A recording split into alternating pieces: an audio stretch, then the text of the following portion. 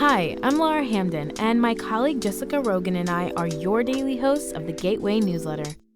We meet with the editors in the STLPR newsroom every weekday to bring you the top local stories of the day in a quick and easy 6-minute read by 6 a.m.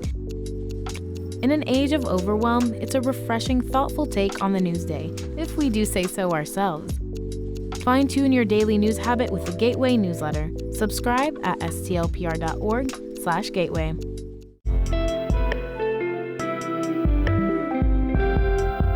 From the St. Louis Public Radio Newsroom, this is The Gateway. It's Tuesday, May 19th.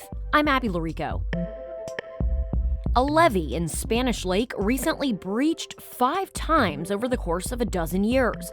But now conservationists are going to let the land flood, and that's a good thing. The conservation area will be allowed to function more like a natural floodplain. When the river comes up, it'll flood and then freely drain once the rivers go back down. We'll visit the new setback levee project at the Mississippi-Missouri confluence, coming up after this news on The Gateway. St. Louis officials delayed voting on data center rules yet again last night.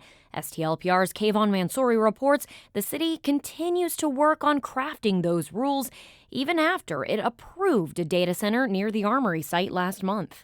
The Planning Commission voted unanimously to table voting on the rules, which seek to get the city up to speed on zoning for the controversial developments. The decision frustrated critics of data centers at the meeting, who say the city needs to move faster to put those rules in place. Ward 2 resident Michaela Pittman says the city is ignoring its residents. We have a right to say what can and cannot be built in our city, and if public hearings are held and then hundreds of voices opposing a project are ignored, those hearings are performative. The city's planning department recommended the delay in response to another round of feedback on the new zoning draft. It marks the second time the commission has delayed the vote. I'm Kayvon Mansouri, St. Louis Public Radio. The city of St. Louis says it wants to hear from residents on how to spend the money from the Ram settlement. The city has proposed a bill to spend $230 million from the settlement. A little less than half would go to North City to support residents whose homes were damaged in last year's tornado. The other $120 million would be split between projects to revitalize downtown and to improve the city's infrastructure, including at least $30 million to repair St. Louis's aging drinking water pipes and other water systems. The city is gathering residents' opinions on the plan in a survey it opened up last week. St. Louisans will have until the end of the day next Wednesday, May 27th, to fill it out. The city will also hold its first public hearing on the Ram settlement bill next Tuesday, May 26th, at City Hall at 11 a.m. It will happen during the Housing, Urban Development, and Zoning Committee meeting. 2 St. Louis Public Library locations are reopening this week, a year after they were battered by the deadly tornado. Repairs at the Cabanne branch and the Academy neighborhood include a restoration of a raised ceiling from 1907 with original windows and crown molding. Carrie Hammond has worked at the Cabanne location since 2020. She says it's surreal to be back in the building. To be here for the community, because they've lost so much as they go through the process of rebuilding. Yeah, it means a great deal to me and to my staff. The Julia Davis location in the Penrose neighborhood is also reopening this week and will rent tools to tornado-impacted residents. The group behind the referendum on the new congressional map in Missouri is suing the state's top election official. St. Louis Public Radio's Jason Rosenbaum reports that People Not Politicians wants the court to order Secretary of State Denny Hoskins to make a formal decision on whether the referendum appears on the ballot. Hoskins said last week he plans to wait until late July or early August to decide if the referendum of the 2025 map goes on the ballot, even though he said as recently as last Friday that he could reject it. I've said from the beginning where I have questions about the constitutionality of doing a referendum on a congressional redistricting. A lawsuit from People Not Politicians executive director asks a judge to force Hoskins to make a decision on the referendum so the group could potentially appeal. It's also asking a judge to command Hoskins and Attorney General Catherine Hanaway to stop ordering elections officials to implement the 2025 map. I'm Jason Rosenbaum, St. Louis Public Radio. A spokesperson for Hoskins says the Republican official will be reviewing the lawsuit with Hanaway's office. The U.S. Department of Justice has still not explained specifics about why 3 Metro East school districts are under investigation. The DOJ announced it would examine 35 Illinois districts for possibly not letting parents opt their children out of teachings about sexual orientation or gender ideology. The feds named O'Fallon District 90, Central District 104, and Gillespie District 7 in Macoupin County last month. The Belleville News-Democrat reports one of the Metro East superintendents believes many of the school districts have a federal grant program in common. They've all received funds in recent years for a school violence prevention program, and they've used those funds to install security cameras or key fob systems. Democrats in Illinois have publicly questioned the investigation or called it a sham. The St. Charles County Justice Center has expanded its facility by adding more detainee pods and health services to the 3rd floor. As St. Louis Public Radio's Lucretia Wembley reports, the efforts are phase 2 of a $50 million renovation at the jail. Housing unit that you all are in right now is... Interim Director Robin Edwards leads a tour around the newly renovated men's unit on the 3rd floor of the jail. The floor has been expanded to include more beds and an addiction and mental health treatment unit too.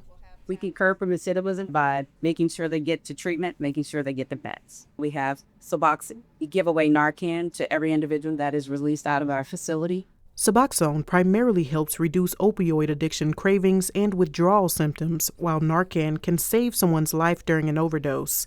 Jail leaders say a 3rd phase of the renovation will begin in late summer. I'm Lucretia Wembley, St. Louis Public Radio.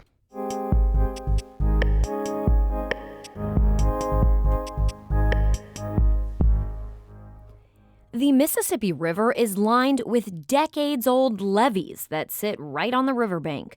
But some researchers say those levees are doing a poor job of preventing floods, especially as climate change makes historic flooding events more common and more severe.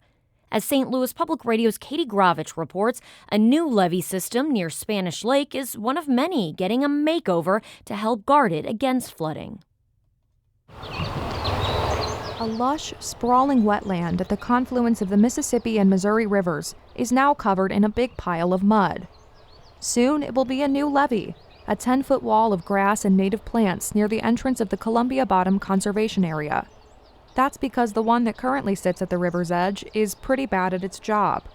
The current levee recently failed 5 times in a dozen years, flooding nearby farmland and spurring costly repairs. Dan Zarlenga with the Missouri Department of Conservation says the new system should be better for everyone. With this new setback levee project, we're trying to limit as much of the infrastructure that's going to get impacted by flooding as we can. The old levee kept water off the floodplain entirely. That meant the department could manually pump water into the floodplain to attract ducks and duck hunters to the region. But because extreme floods are becoming more common, Zarlenga says it's no longer worth taxpayer dollars to keep fixing that system. Because of the increased floods, we kept getting damage. The water would top that levee, would run down with great force, it would shear the road away, destroy the trail, and so it became inefficient to try to keep restoring that. Now, the levee will only protect the visitor center and the farmland just outside the conservation area. That means the department is going to let the rest of the area flood. But that's exactly what this land is meant to do. Irina Dranova is a leading expert on setback levee projects like this one. She says floodplains like Columbia Bottom act like big sponges that soak up excess water and slowly drain it back to the river. This very process of spreading out the area for the water lowers the height of the water, and it also reduces the velocity of the current because it has more room to go, and that in itself significantly lowers the risk of both catastrophic floods and levee breaches. Dranova says this makes extreme flooding events a lot less likely and can reduce long-term repair costs by up to 40%. She also says these levees can help revive the natural ecosystem and attract more native plants and wildlife to the land. One of the beauties of the Setback levee project specifically is that it's a fairly large ecosystem. Dranova says once the department moves the levee back, the land will start forming that natural ecosystem again right away, and all on its own. Chad Olney with the United States Army Corps of Engineers says the department is keeping the levee close to high ground to restore as much land as possible. The conservation area will be allowed to function more like a natural floodplain. When the river comes up, it'll flood and then freely drain once the rivers go back down. Because a setback levee is basically self-maintaining, It's also one of the cheapest tools for protecting our fresh water supply. The term fresh water is usually associated with the stuff that comes out of the tap, but a huge share of that water goes toward manufacturing and growing crops, and its supply is threatened globally by levees like the existing one at Columbia Bottom. Because traditional levees keep water out of the floodplain, it rushes quickly back to the ocean, taking a lot of drinking and farming water with it. Mike Eicholtz is a wetland researcher at Southern Illinois University, Carbondale. He says projects like this new levee slow the water's return to the ocean and preserve access to water in the long term. So the issue we have is all this water's coming down. It's got to go somewhere, and we've been trying to control it for the last 75 years.